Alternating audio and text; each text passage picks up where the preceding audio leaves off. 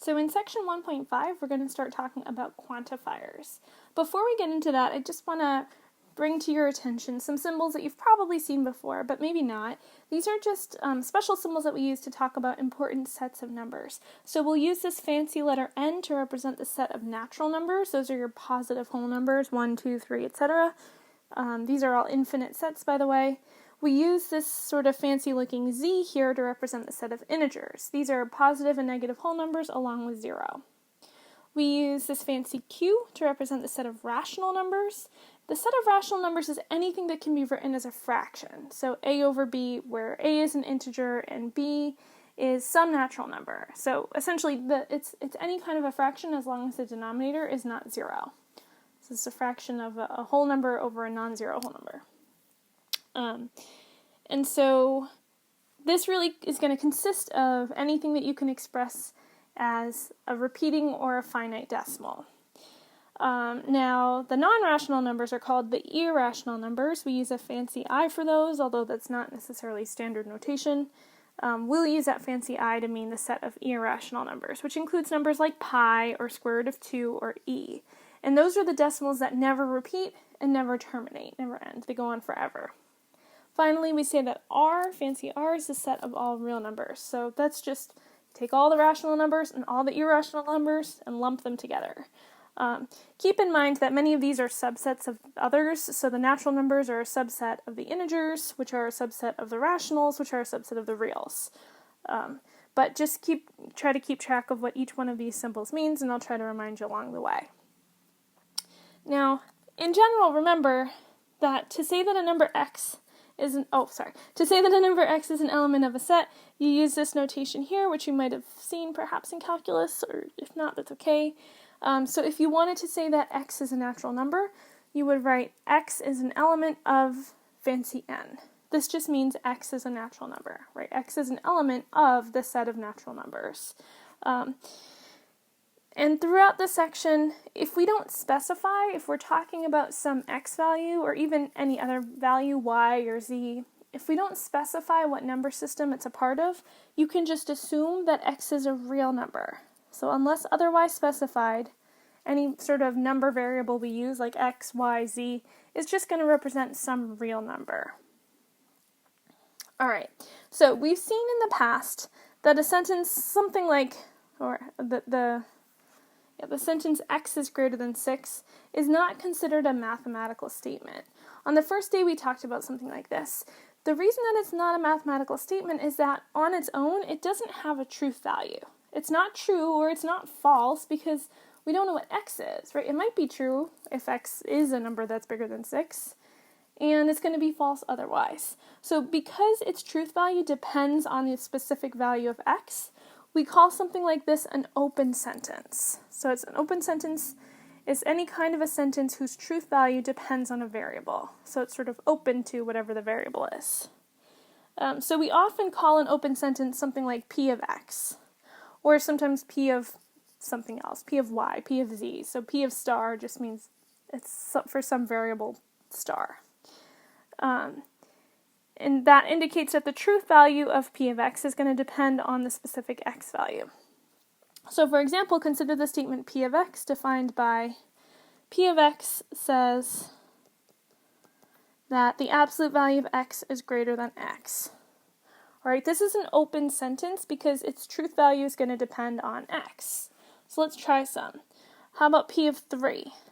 Alright, is p of 3 going to be true or false? Is it true or false that the absolute value of 3 is bigger than 3? Well, the absolute value of 3 is 3, and 3 is not bigger than 3. This is false. 3 is not strictly greater than 3. So p of 3 is a false statement.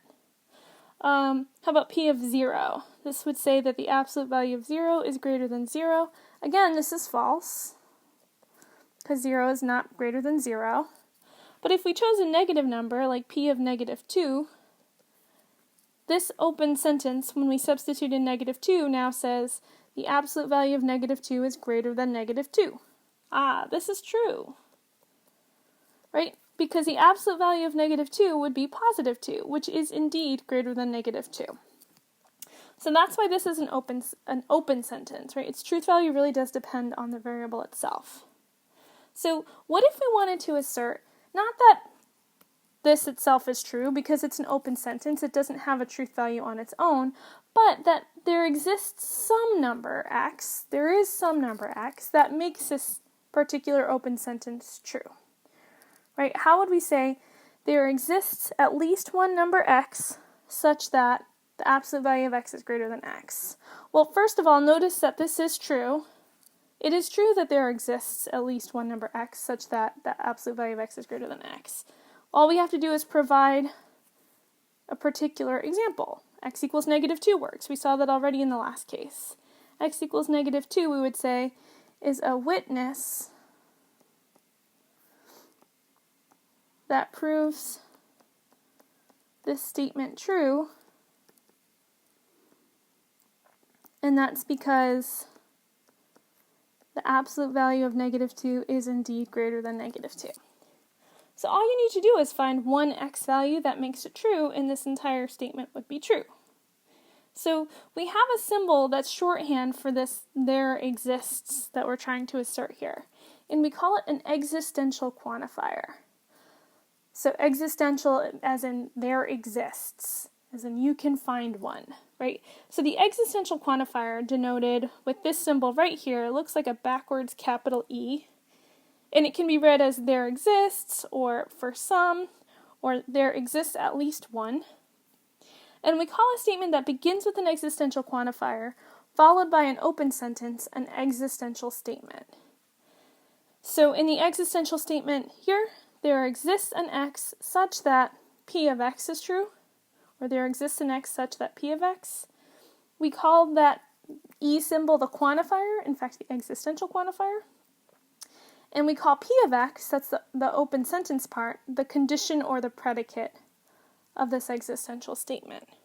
Okay, so let's look at an example to try to make this a little bit more clear.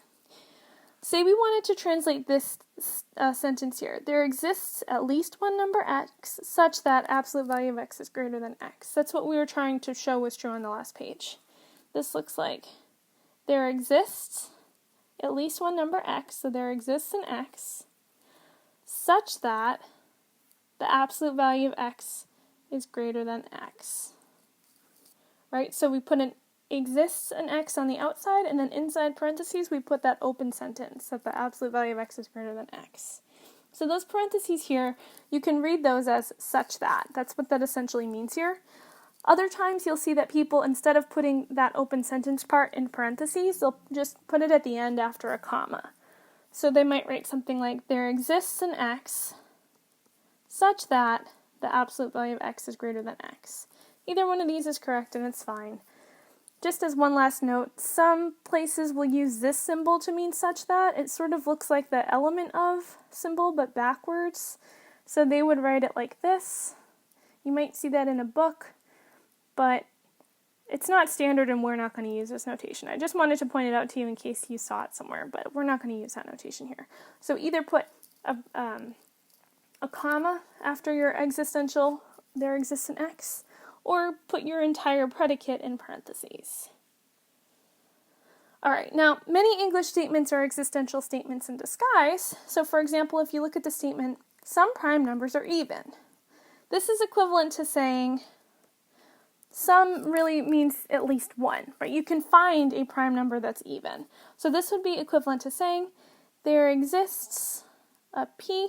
Prime numbers are all natural numbers, so I'll say exists a p in the set of natural numbers such that it's even, right? Not only even, but prime. So p is prime and p is even. Okay, I had to use some words in here because we haven't built up the symbols yet to say what it means to be prime and even. But essentially that's symbolically what we're looking for. There exists a natural number p such that p is prime and p is even. And is this true or false? Can you find a single p, a single natural number p, such that p is prime and p is even? Yes, right? There's only one witness here. We would say p equals 2 is a witness to this existential statement being true, because that particular p-value, 2, is prime? It is, right? Its only divisors are 1 in itself, and it's even. All right, so a witness is just a particular x value that proves that an existential statement is true.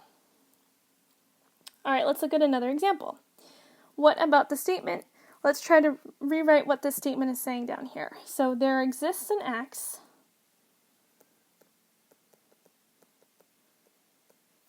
such that, right, parentheses means such that,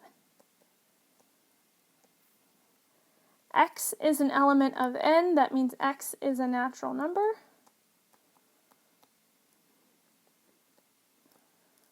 This symbol in the middle means and.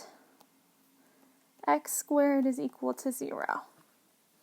Okay, there exists a natural number x, which is a natural number and satisfies that x squared is equal to 0. Is this true or false?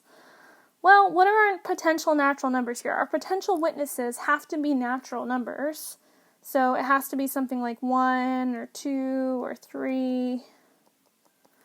Do any of these also satisfy the other part of the and statement, the x squared equals 0 part? Well, 1 squared is certainly not equal to 0, 2 squared is not equal to 0, 3 squared is not equal to 0. Right, the left-hand side is just going to keep getting bigger and bigger, and it's never really equal to 0. So this is false, and that's because any natural number x is positive. And any positive number squared is still positive, and thus not equal to 0.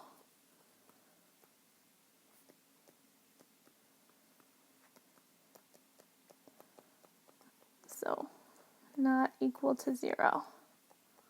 All right, so if we wanted to show that an existential statement is false, we really needed to give an argument for why every single possible x value is not going to be able to be a witness. In other words, every single x value is going to make the open statement part of it false. So in general, what we have here is that an existential statement of the form, there exists an x such that p of x is going to be true if you can find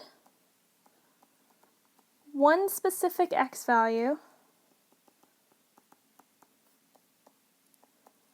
that makes the open sentence p of x true. And that existential statement is going to be false if you can't find an x value that makes it true, which means if every single x value does not make p of x true. So every single x value makes the statement p of x false. Okay, so this is going to be a handy way of helping us sort of proving these existential statements true or false. Now, there's another type of quantifier that we also need to be aware of, which is essentially saying kind of a much stronger thing here. So, in other cases, we may want to assert that a particular open sentence is true not just for a single value of x, but actually for every possible value of x. Right? So if we wanted to say x squared is greater than or equal to 0, is going to be a true open sentence for every possible value of x. Well, we have notation for this as well, and we call it the universal quantifier. So the universal quantifier denoted an upside-down capital A, which you can read as for all, that should have a space in the middle, it's not all one word, for all, or for every, or for each. We call a statement that begins with the universal quantifier, followed by an open statement, a universal statement. And so in this universal statement, for all x, p of x, the for all is the quantifier, and the p of x is the condition or the predicate. Okay, so it's similar to the existential stuff, but now we're stating that it's true for every possible x, not just for a single x. So, as an example, for all real numbers x, x squared is greater than or equal to 0, can be rewritten using the notation for all x, x squared is greater than or equal to 0. So parentheses after the for all doesn't mean such that anymore. So you would just read this as for all real numbers x, x squared is greater than or equal to 0. One thing to note, you also could write this as for all x in R, for all x in the set of real numbers, x squared is greater than or equal to 0. The reason that I left it out here is we had said that if we don't specify what number system we're working in, you can assume it's the real numbers. So you can leave it out if you're talking about the real numbers, or if you feel more comfortable putting it in, that's okay too. All right, is this universal statement true? This is harder to prove. It's harder to prove a universal statement is true, because you need to prove that this open sentence is true no matter what x value you plug in. And so we can start thinking about it, right? If we plugged in 0, 0 squared is greater than or equal to 0. Any positive number squared is going to be positive, so that's greater than or equal to 0. And any negative number, when squared, becomes positive. Okay, so this does seem to be true, but it requires an argument. So let x be a real number. X must be positive, negative, or 0, because all real numbers are positive, negative, or 0. If x is positive, then x squared is also positive, so x squared is going to be greater than 0, which means it's greater than or equal to 0. Similarly, if x is negative, x squared becomes positive because it's a negative times a negative, which is positive. So it's greater than 0, so in particular, it's still true that it's greater than or equal to 0. And if x is equal to 0, then x squared is equal to 0, but that's enough to say that it's also greater than or equal to 0. So in all three cases, we have concluded that x squared is greater than or equal to 0. Therefore, it's going to be true for every possible real number. All right, well, what about the next statement? So for every real number, let me try and read that again. Every real number divided by itself is equal to 1.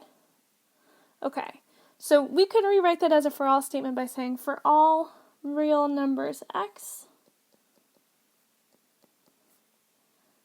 that real number divided by itself is equal to 1. Or symbolically, we could write this as for every x in R, if you want to put the in R in there, you could. For every real number x, x divided by x is equal to 1. All right, is this statement true? This seems true, right? When you divide a real number by itself, you get 1. 5 over 5 is 1, negative 2 over negative 2 is 1, pi over pi is 1. Except, actually, there's one special case here that you have to be careful of. This is true almost all the time, but is it true for every possible real number? No, unfortunately it's not. This is going to be, where'd it go? Okay, this is going to be false, and that's because you can find the counterexample, x equals 0. When x is equal to 0, we have that x over x is equal to 0 over 0, which is not equal to 1. It's undefined. And so because we found a single x value that makes this open sentence false, that means the entire universal statement is false. So this is what we need to remember about universal statements. A universal statement of the form for all x p of x is going to be true if, let me zoom in a little here. It's going to be true if every possible x value makes the open sentence p of x true. And the universal statement for all x p of x is going to be false if just a single, or it could be more, but at least a single x value makes that open sentence p of x false. So to prove it's false, you just need to find one counterexample, and that'll make the entire universal statement false. So in the next section, we'll talk about negating quantifiers.